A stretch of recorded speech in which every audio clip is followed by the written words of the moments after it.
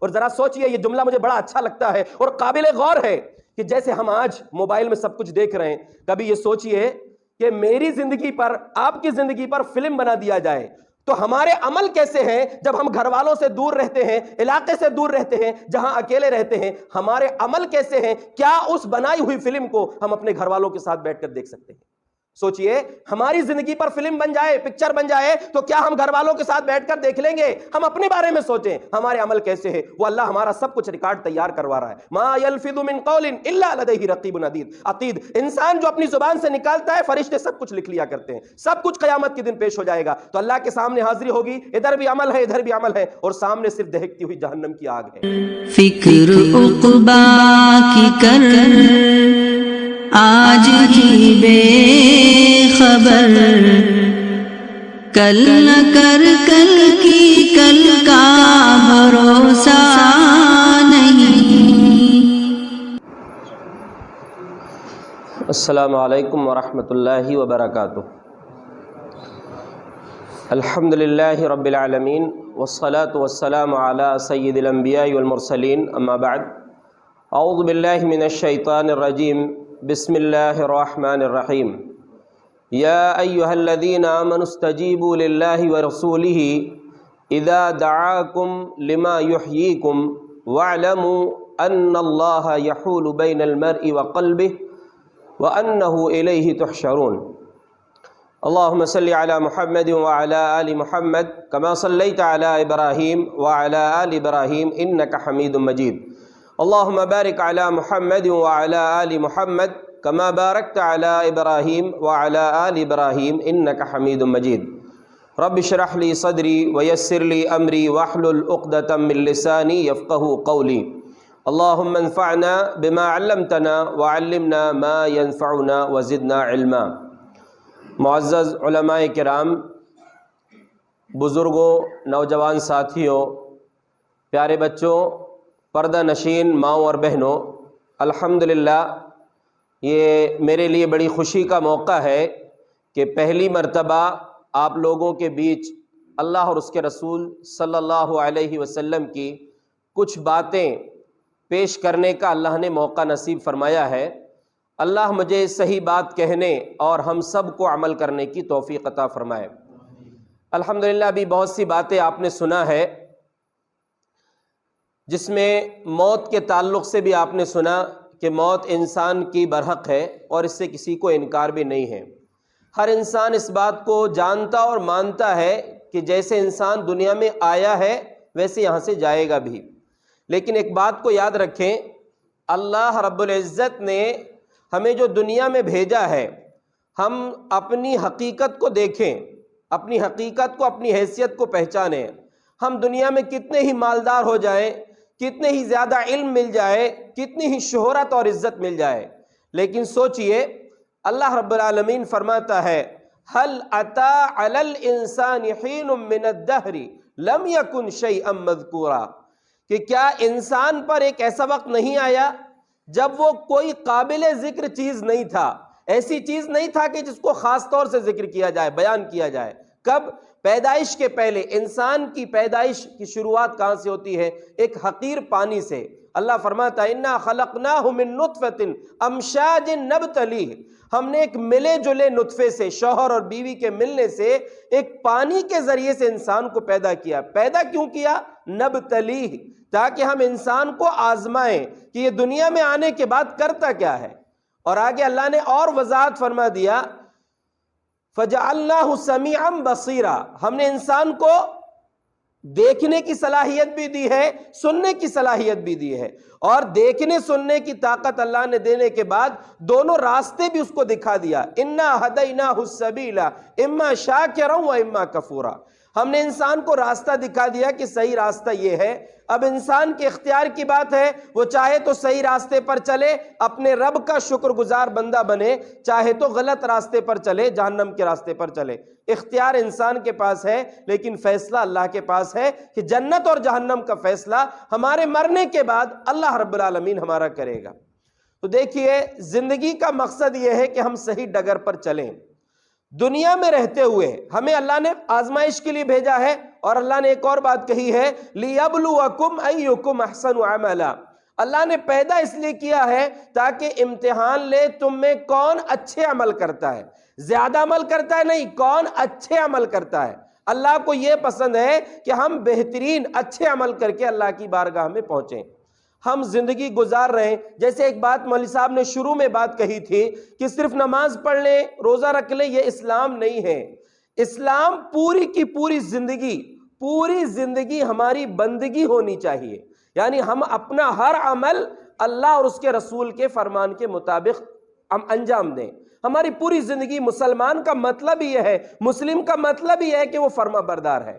جیسے ابراہیم علیہ السلام کے بارے میں اللہ نے کہا کہ اذ قال لہ ربہ اسلم، جب بھی ان کے رب نے ان سے کہا کہ مسلمان ہو جاؤ، فرما بردار ہو جاؤ، تو کہا اسلمت لرب العالمین، میں اپنے رب کا فرما بردار ہوں۔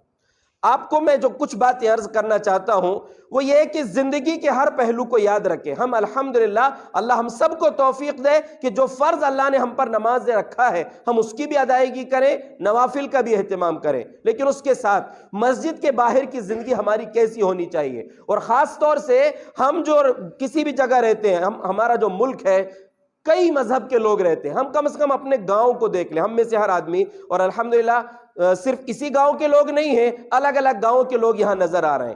ہم اپنے گاؤں کو دیکھیں کہ ہمارے گاؤں میں جو لوگ رہ رہے ہیں ہم ان کے ساتھ کیسے ہیں، چاہے وہ ہندو ہو، مسلمان ہو، کسی بھی ذات سے اس کا تعلق ہو، ہم اس کے ساتھ کیسے، دوسرا ہمارے ساتھ کیسے وہ نہیں، ہم اس کے ساتھ کیسے وہ ہم کو سوچنے کی ضرورت ہے۔ اللہ کے رسول صلی اللہ علیہ وسلم کے سامنے صحیح بخاری میں ایک جنازے کو لے کر لوگ گزرے، تو آپ نے ایک سوال پوچھا، وہ سوال ہم سب کے لیے ہے۔ آپ اس جنازے کی جگہ میں میں اور ہم اپنے آپ کو رکھ کر دیکھیں کہ وہ جنازے کے تعلق سے سوال کیا آپ صلی اللہ علیہ وسلم نے، مستریح او مستراح من، یہ جس جنازے کو لے کر لوگ جا رہے ہیں یہ مستریح ہے یا مستراح من ہے؟ صحابہ نے پوچھا اس کا مطلب کیا ہے؟ آپ کو بھی نہیں سمجھ میں آیا کہ یہ لفظ کا مطلب کیا ہے، ایسی صحابہ نے پوچھا کہ اس کا مطلب کیا ہے، تو آپ صلی اللہ علیہ وسلم نے فرمایا کہ ایک نیک انسان، مستریح کا مطلب ہوتا ہے جس کو خود سکون مل جائے، مستریح کا مطلب ہے جب کوئی اچھا آدمی دنیا سے جاتا ہے تو دنیا کے جھمیلوں سے، جھنجھٹوں سے، دنیا کی پریشانیوں اور تکلیفوں سے اللہ کی رحمت کی طرف وہ منتقل ہو جاتا ہے۔ جو ایک اچھا آدمی ہے، جو اچھے طریقے سے اپنی زندگی گزار رہا ہے، عبادات بھی اس کی ٹھیک ہیں، معاملات بھی اس کے ٹھیک ہیں، لوگوں کے ساتھ اس کا تعلق بھی اچھا ہے، جب وہ دنیا سے جاتا ہے تو اس کو دنیا کی جو تکلیفیں تھیں جو بھی تھوڑی بہت اس سے اس کو سکون مل جاتا ہے۔ لیکن جب کوئی برا آدمی جس کا تعلق لوگوں سے اچھا نہیں تھا، جس کے کردار اچھا نہیں تھا، جس کے عمل اچھے نہیں تھے، جو جگہ جگہ غلطیاں اور گناہ کرتا رہتا تھا، پاپی انسان تھا، تو وہ انسان جب دنیا سے جاتا ہے تو کس کس کو سکون ملتا ہے؟ وہ مستراح من ہے کہ اس کے جانے سے لوگوں کو سکون ملا۔ تو اللہ کے رسول صلی اللہ علیہ وسلم نے فرمایا یستریح منہ العباد والبلاد والشجر والدواب، ایسا برا آدمی جب دنیا سے جاتا ہے اس کے مرنے سے صرف انسانوں کو سکون نہیں ملتا، اس کے مرنے سے درختوں کو سکون ملتا ہے، اس کے مرنے سے جانوروں کو سکون ملتا ہے، اس کے مرنے سے زمین کو سکون ملتا ہے۔ سوچئے اگر ہم برے ہیں تو ہمارے دنیا سے جانے کے بعد لوگ سوچیں گے اچھا ہوا یہ چلا گیا، بلا ٹل گئی، جانوروں بھی سکون میں آ جائیں گے۔ جس درخت کے نیچے بیٹھ کر ہماری زبان غلط چلتی تھی، جس جگہ میں جا کر، جس جنگل میں جا کر ہم نے گناہ کیا تھا، جس زمین میں ہم نے گناہ کیا تھا، اس زمین کو سکون مل جائے گا کہ اچھا ہوا یہ چلا گیا۔ تو اب میں آپ سے سوال کر رہا ہوں اور اپنے آپ سے پہلے کر رہا ہوں اور اس کے بعد آپ سے کہ ہمارا معاملہ کیا ہے؟ ہم مستریح ہیں یا مستراح من ہیں؟ ہم دنیا سے جائیں گے تو ہم کو سکون ملے گا یا ہمارے جانے سے لوگوں کو سکون ملے گا؟ یہ ہمارے لیے سوچنے کی بات ہے۔ دوسرا ایک اور چیز ہے، ہم دنیا سے جا رہے ہیں، میں نے جو قرآن کریم کی آیت آپ کے سامنے تلاوت کی ہے اس میں یہ اسی چیز کو گویا کہ ہم کو بتایا گیا ہے۔ اللہ نے فرمایا یا ایھا الذین آمنوا استجیبوا للہ والرسول اذا دعاکم لما یحییکم، اے ایمان والو اللہ اور اس کے رسول کی بات کو مان لو جب تم کو وہ اس چیز کی طرف بلائیں جس میں تمہاری زندگی ہے۔ یعنی اللہ کے فرمان اور نبی صلی اللہ علیہ وسلم کے فرمان میں ہی ہماری صحیح معنوں میں زندگی ہے۔ ہماری زندگی اگر ہے تو ویسی گزرنا چاہیے جیسے اللہ اور اس کے رسول چاہتے ہیں، اس انداز میں زندگی گزرے تو بہتر زندگی ہے۔ اس لیے کہ آگے اللہ نے فرمایا وَاعْلَمُوا أَنَّ اللَّهَ يَحُولُ بَيْنَ الْمَرْءِ وَقَلْبِهِ، اس بات کو اچھے سے یاد رکھ لو کہ اللہ رب العالمین انسان اور اس کے دل کے بیچ میں حائل ہو جاتا ہے۔ اس کے کئی ایک مطلب ہیں، صرف ایک مطلب خاص طور سے یاد رکھیں کہ کبھی بھی انسان کی موت آ سکتی ہے۔ وہ موت کے آنے سے پہلے اللہ اور اس کے رسول کی بات کو مان لو۔ کیوں؟ وَأَنَّهُ إِلَيْهِ تُحْشَرُونَ، ایک تو یہ ہے کہ تمہاری زندگی اصل یہی ہے کہ تم اللہ اور اس کے رسول کی بات کو مانو، دوسری بات یہ ہے کہ لوٹ کے اسی کے پاس جانا ہے۔ جواب کیا دو گے؟ کیا منہ دکھاؤ گے؟ اس کے سامنے حاضر ہونا ہے۔ تو جانے سے پہلے یہ سوچ لے ہمارے دنیا سے جانے کے بعد ہم کو سکون ملے گا یا ہمارے جانے سے لوگوں کو سکون ملے گا۔ دوسری بات، انسان جب مرتا ہے اس کا آخری غسل کی اس کی تیاری ہوتی ہے، اس کے مرتے ہی دم نکلتی پوری عزت و شہرت اس کی ختم، اس کا عہدہ ختم، اس کا وہ لوگ کیا بولتے ہیں میت کب ہے؟ مولانا صاحب کی، پٹیل صاحب کی، سیٹھ صاحب کی، نیتا جی کی میت کب دفن کریں گے وہ بات نہیں ہوتی، اب وہ انسان میت بن گیا، اب اس کا جنازہ کب پڑھیں گے، میت کو غسل کب دیں گے، میت کو کب اٹھائیں گے، یہ باتیں ہونے لگتی ہیں۔ تو اس لیے سوچ لے ہم کو جو مل گیا دنیا میں وہ سب یہیں ختم ہونے والا ہے، ہم نے آخرت کے لیے کیا کیے وہ سوچئے۔ تو جب انسان کے غسل کی تیاری ہو گئی، اس کو غسل دے دیے، سوچئے کتنی مجبور ہو جاتے ہیں ہم اپنے ہاتھ سے اپنے کپڑے نہیں اتار سکتے، اور ہم کو اتنی حیا تھی ہم کھلے میں بغیر کپڑوں کے نہاتے نہیں تھے، لیکن کیا وقت ہوگا ہم اپنی مرضی سے کپڑے نہیں اتاریں گے، ہمارے کپڑے کاٹ کے نکالے جائیں گے، اتارنے کی بھی لائق نہیں ہے۔ ہم اپنی مرضی کے پانی سے ٹھنڈے اور گرم سے نہاتے تھے، وہاں لوگوں کی مرضی سے نہائیں گے، اپنی مرضی کے کپڑے پہنتے تھے، لوگوں کی مرضی کا کفن پہننا ہوگا۔ اور جب لوگ ہم کو آخری غسل دے کر تیار کرا دیں گے، اب جو ہم کو لے کر لوگ نکلیں گے اس ڈولے پر، جس ڈولے کو ہم کاندھا دیتے ہیں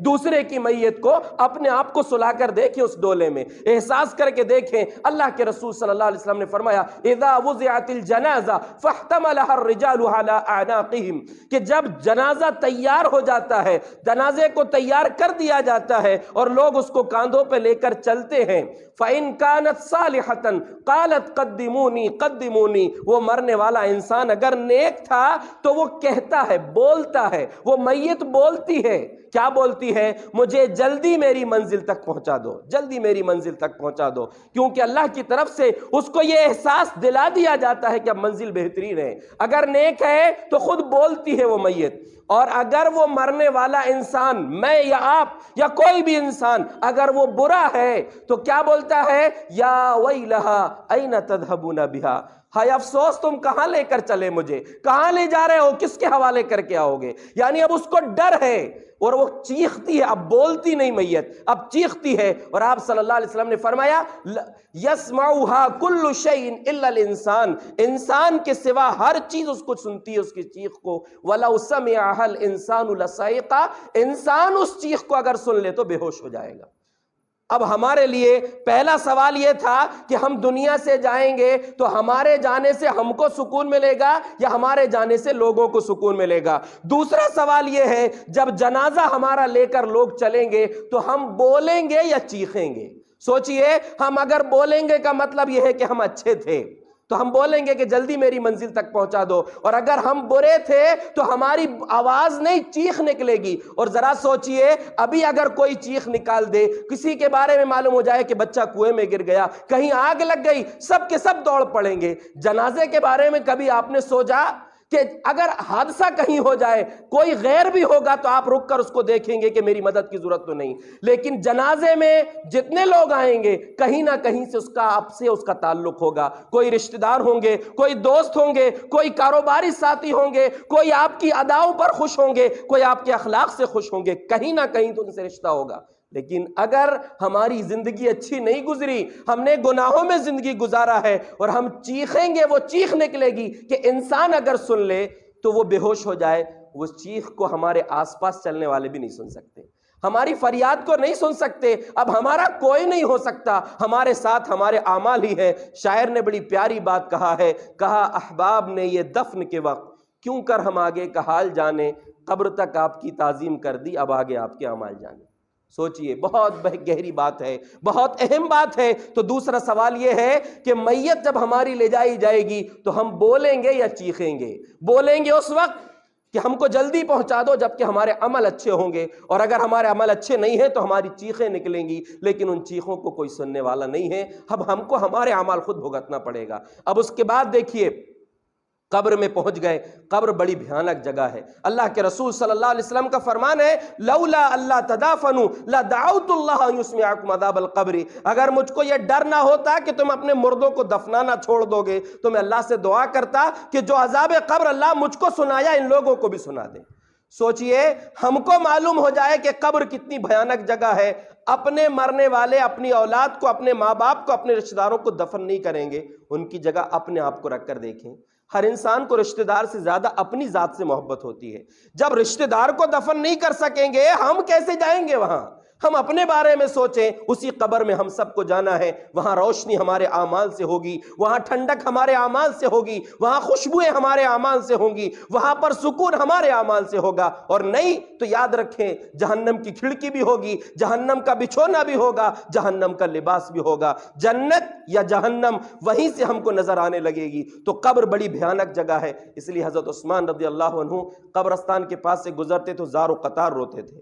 ہمارے تو دل اتنے سخت ہو گئے کہ وہاں جا کر بھی لوگ مذاق کرتے ہیں، ہنسی مذاق کرتے قبرستان جا کر بھی، لیکن صحابی رسول بے تحاشا روتے تھے۔ لوگوں نے پوچھا، عثمان تذکر الجنت والنار فلا تبکی وتبکی من ھذا، عثمان بات کیا ہے؟ جنت و جہنم کا ذکر آتا ہے تو اتنا آپ نہیں روتے، قبرستان پر اتنا کیوں روتے ہیں؟ کہا کہ میں نے اللہ کے رسول صلی اللہ علیہ وسلم کو فرماتے ہوئے سنا ہے، ان القبر اول منزل من منازل الاخرہ، قبر آخرت کی منزلوں میں پہلی منزل ہے، جو یہاں پاس ہو گیا وہ آگے بھی پاس ہو جائے گا، اور جو یہاں فیل ہو گیا وہ اس کے لیے بعد کی منزلیں بھی بڑی مشکل ہو جائیں گی۔ تو قبر بڑی بھیانک جگہ ہے، ہمیں اس کے بارے میں سوچنا چاہیے۔ اس کے بعد اللہ رب العالمین کی بارگاہ میں ہمیں پیش ہونا ہے، اور اللہ نے بڑی بہت اہم بات ہم سے کہی ہے۔ اللہ قیامت کے دن جب حساب لے گا نا، اللہ نے قرآن میں ایک بات کہا ہے، وَلَقَدْ جِئْتُمُونَا فُرَادَا كَمَا خَلَقْنَاكُمْ أَوَّلَ مَرَّةٍ، آج ہمارے پاس ایسے اکیلے آئے ہو جیسے تم کو دنیا میں ہم نے پیدا کیا تھا۔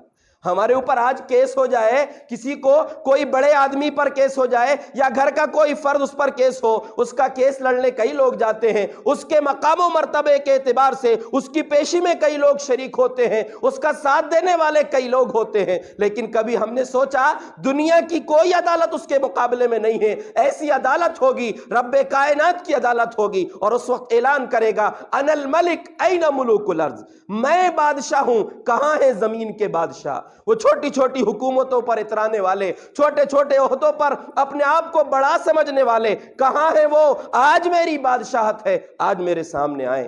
وہ وقت ہوگا، وہاں پر مجھے اور آپ کو اپنے رب کے سامنے حاضر ہونا ہے۔ کیسے حاضر ہونا ہے؟ اللہ کے رسول صلی اللہ علیہ وسلم کا فرمان صحیح بخاری میں ہے، آپ نے فرمایا، سَيُكَلِّمُهُ مَا مِنْكُمْ مِنْ أَحَدٍ إِلَّا سَيُكَلِّمُهُ رَبُّهُ لَيْسَ بَيْنَهُ وَبَيْنَهُ تَرْجُمَانٌ۔ اس کو اچھے سے یاد رکھیں کہ یہ عجیب منظر ہوگا، ہم اللہ کے سامنے کیسے کھڑے ہوں گے کہ تم میں سے ہر آدمی سے اللہ خود بات کرے گا، حساب لے گا، کیا کر کے آئے ہو دکھاؤ۔ حساب اللہ خود لے گا، اور کیسے حساب لے گا کہ اللہ اور بندے کے درمیان کوئی اور نہیں ہوگا کہ اللہ کی بات بندے کو سمجھ میں نہیں آئی تو سمجھا دے بھیا یہ پوچھ رہے ہیں تجھ سے، نہیں، ڈائریکٹ اللہ پوچھے گا اور ہم کو جواب دینا ہوگا۔ اور اس وقت کنڈیشن کیا ہوگی؟ فَيَنْظُرُ أَيْمَنَ مِنْهُ فَلَا يَرَى إِلَّا مَا قَدَّمَ مِنْ عَمَلِهِ وَيَنْظُرُ أَشْأَمَ مِنْهُ فَلَا يَرَى إِلَّا مَا قَدَّمَ مِنْ عَمَلِهِ وَيَنْظُرُ بَيْنَ يَدَيْهِ فَلَا يَرَى إِلَّا النَّارَ تِلْقَاءَ وَجْهِهِ، جب انسان سیدھے طرف دیکھے گا اس کو اپنے عمل نظر آئیں گے، ڈیرے طرف دیکھے گا اس کو اپنے عمل نظر آئیں گے، دونوں طرف اس کے عمل ہی عمل ہیں۔ اور عمل کیسے ہیں؟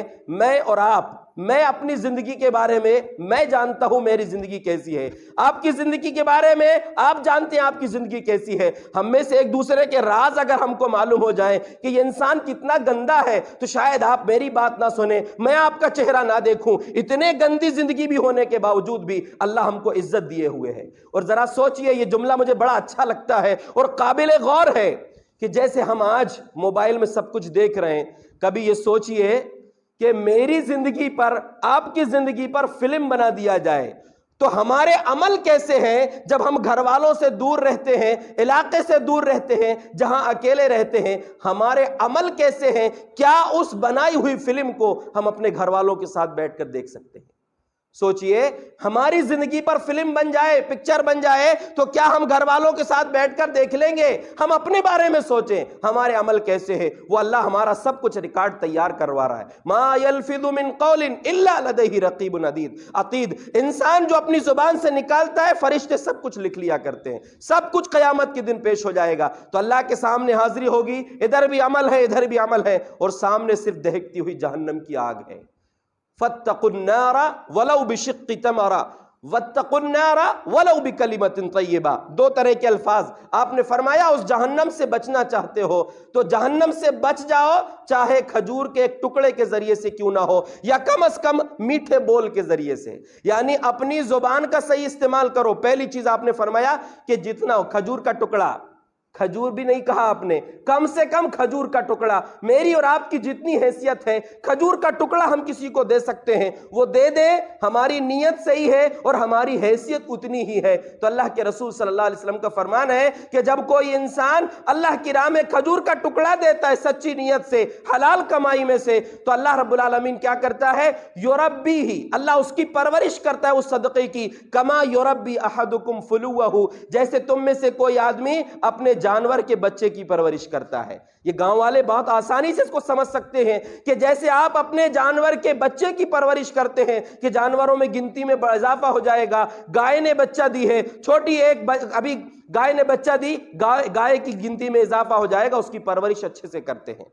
اللہ ہمارے دیے ہوئے صدقے کی ویسی پرورش کرتا ہے، حتی تکون یوم القیامت مثل الجبل، قیامت کا دن ہوگا تو پہاڑ کے برابر وہ کھجور کا ٹکڑا ہوگا۔ سچی نیت سے اگر دیے ہیں تو ہم کو کوشش کرنا چاہیے صدقہ کریں، جتنا بھی حیثیت ہے ہماری۔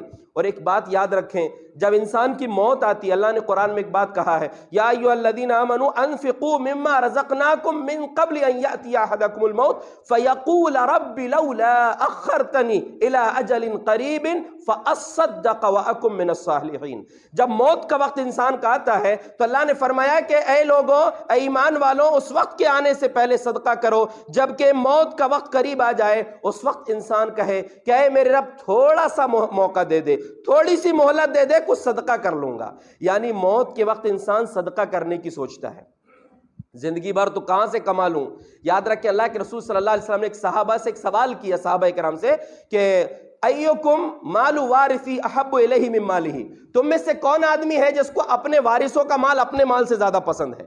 عجیب سوال ہے کہ تم میں سے کون آدمی ہے جس کو اپنے وارثوں کے مال کا مال اپنے مال سے زیادہ پسند ہے؟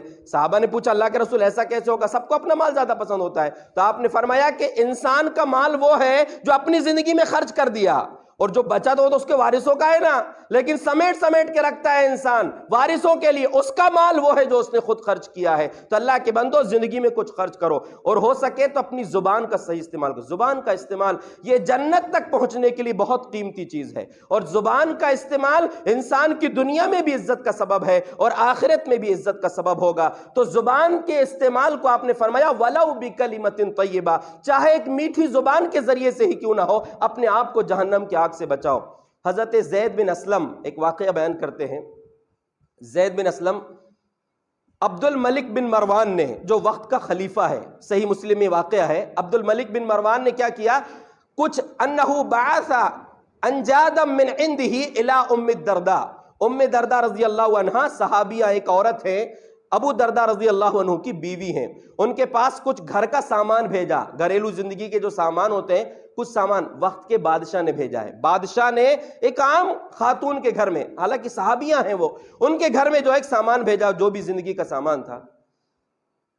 رات ہوئی، سامان بھیج دیا، فلما کان ذات لیلۃ، ایک رات کی بات ہے کہ قام من اللیل، وہ عبد الملک بن مروان وقت کے بادشاہ، حاکم وقت ہیں، رات میں اٹھے، فدعا خادمہ، اپنے نوکر کو بلوایا، نوکر نے آنے میں دیر کر دیا، تھوڑی تاخیر ہو گئی، اب ظاہر سی بات ہے رات میں ممکن ہے وہ بھی سو رہا ہو، آواز دیے، آنے میں دیر کر دیا، فلعنہ، حضرت عبد الملک بن مروان وقت کے حاکم نے اپنے خادم کو لعنت بھیج دیا، کچھ برے کلمات بول دیے، غصے کی وجہ سے ممکن ہے، جلدی کیوں نہیں آیا، کچھ بول دیا، صبح ہوئی تو وہی خاتون، بادشاہ نے، حاکم وقت نے کچھ سامان ان کے پاس بھیجا تھا، وہی خاتون نے، ام دردہ رضی اللہ عنہا نے وقت کے بادشاہ سے پوچھا. اس دور کی عورتیں بھی کتنی مجاہد تھیں، کتنی ان کے اندر جذبہ تھا کہ غلط بات دیکھ کے برداشت نہیں کرتے. تو مرد بھی نہیں بولتے، گونگے ہو جاتے، مسلمان ہیں پھر بھی برائی کے بارے میں نہیں بولتے،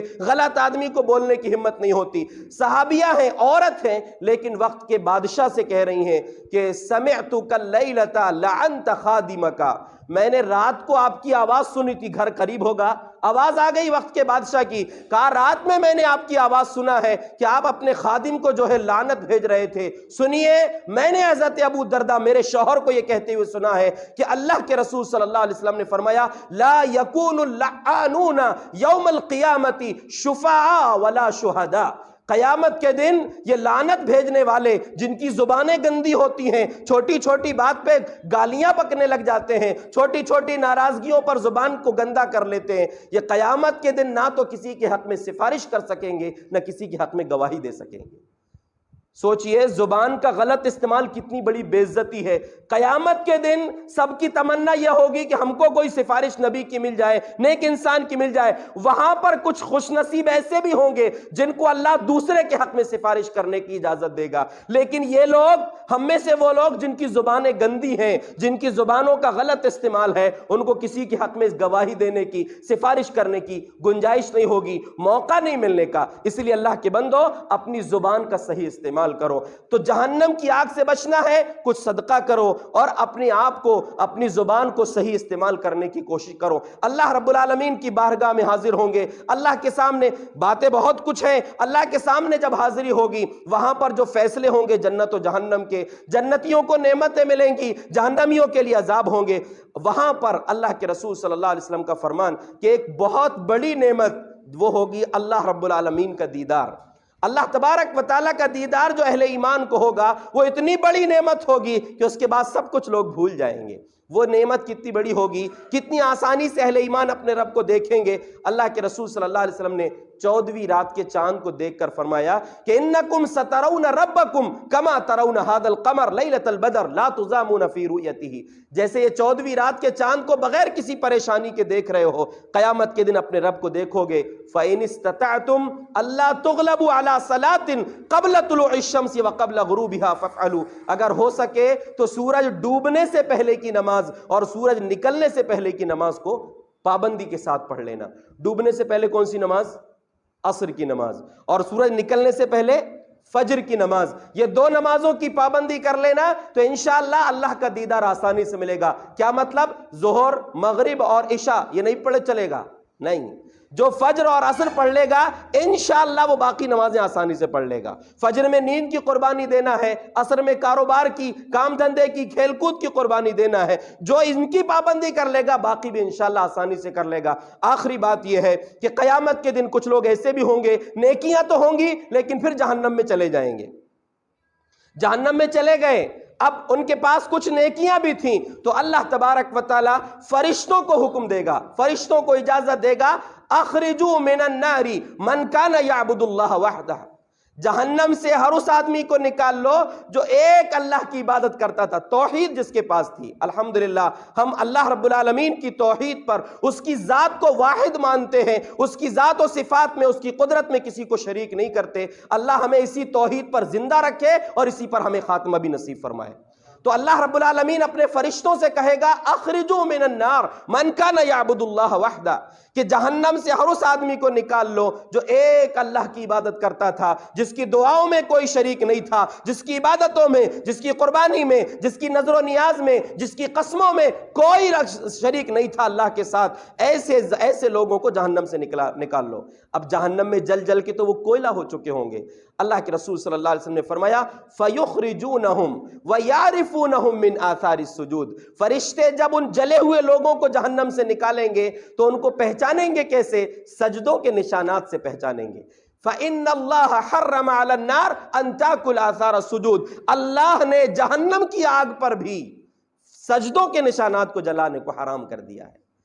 سوچئے دنیا کی آگ کے مقابلے میں 69 درجے زیادہ تیز ہے وہ آگ، لیکن وہ آگ بھی سجدے کے نشان کو نہیں جلا سکتی۔ اندازہ کیجئے کہ سجدہ کتنی بڑی نعمت ہے جو اللہ نے ہم سب کو نصیب کیا ہے۔ اللہ سجدے کی اصلی حیثیت کو ہمیں اپنی پوری زندگی میں ادا کرنے کی توفیق دے، ورنہ کتنے لوگ ہیں جو کرسیوں پر بیٹھ کر نماز پڑھتے ہیں، زمین پر سجدہ کرنے کے بھی ان کو موقع نہیں ملتا۔ اللہ ہمیں سلامت رکھے، صحت کے ساتھ اللہ زندگی دے کہ آخری سانس تک ہماری زندگی کا آخری سجدہ بھی جو ہو وہ زمین پر ہماری پیشانی جھکی ہو، کیونکہ اللہ کے رسول صلی اللہ علیہ وسلم کا فرمان ہے اقرب ما یکون العبد من ربہ وہو ساجد، اللہ کے سب سے زیادہ قریب بندہ اس وقت ہوتا ہے جب وہ سجدے کی حالت میں۔ اس کا مطلب یہ نہیں ہے کہ مجبوری میں کوئی جھک کر سجدہ کر رہا ہے تو وہ غلط ہے، مجبوری ہے وہ اپنی جگہ ہے، لیکن سجدے کی جو اصل شکل ہے کہ اللہ کے سامنے اپنی پیشانی کو رکھنا، کہ جو پیشانی اے رب تو نے اونچی بنایا ہے وہ پیشانی تیری ذات کے سوا کسی کے سامنے نہیں جھکی۔ یہ توحید پر انسان کو قائم رہنا چاہیے، اور یہ توحید کے ساتھ ساتھ وہ عبادات، اور میں نے جو سوال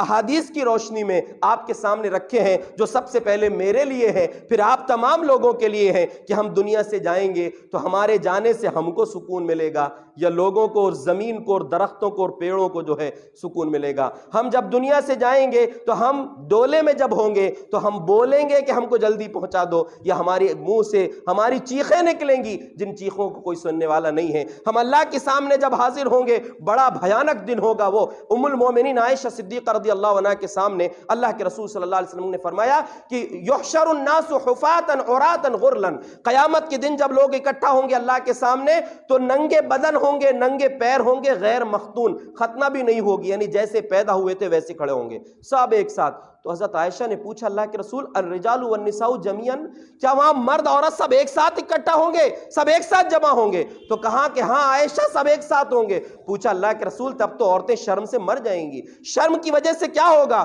کہا عائشہ الامر اشد من ان ينظر بعضهم الى بعض، عائشہ معاملہ بہت گمبھیر ہوگا، کوئی کسی کی طرف دیکھے اتنی فکر ہی نہیں ہوگی، سوچ بھی نہیں ہوگی، ایسا سنگین اور بھیانک منظر ہوگا۔ سوچئے کہ کیسا عجیب منظر ہوگا۔ یہاں تو تھوڑا موقع ملنے پر لوگ کیا کیا نہیں کر لیتے، وہاں سب کچھ ساتھ میں ہوں گے، سب کوئی ساتھ میں ہوں گے لیکن دیکھ بھی نہیں پائیں گے۔ اس بھیانک منظر سے بچنے، وہاں پر سکون کے لیے یہی ہے کہ یا ایھا الذین آمنوا استجیبوا للہ والرسول، کہ اللہ اور اس کے رسول جو باتیں کہتے ہیں، جو اللہ اور اس کے رسول کی باتیں ہم تک پہنچتی ہیں، خاص طور سے جیسا کہ ابھی آپ نے علماء اکرام کی زبانی سنا ہے، ان کو اپنی زندگیوں میں نافذ کر لیجئے، انشاءاللہ دنیا بھی عزت سے گزرے گی اور آخرت بھی کامیاب ہو جائے گی۔ اللہ سے دعا ہے جو کچھ باتیں ہم نے عرض کی ہیں، جو کچھ ہم نے علماء کرام سے بھی سنا ہے، اللہ ہم سب کو سمجھ کر عمل کرنے کی توفیق عطا فرمائے۔ جس شوق اور جذبے سے آپ نے ہماری باتوں کو سنا ہے، اللہ سے ہم دعا کرتے ہیں کہ آپ کے دل کی گہرائیوں تک ہم لوگوں کی ان باتوں کو اتار دے۔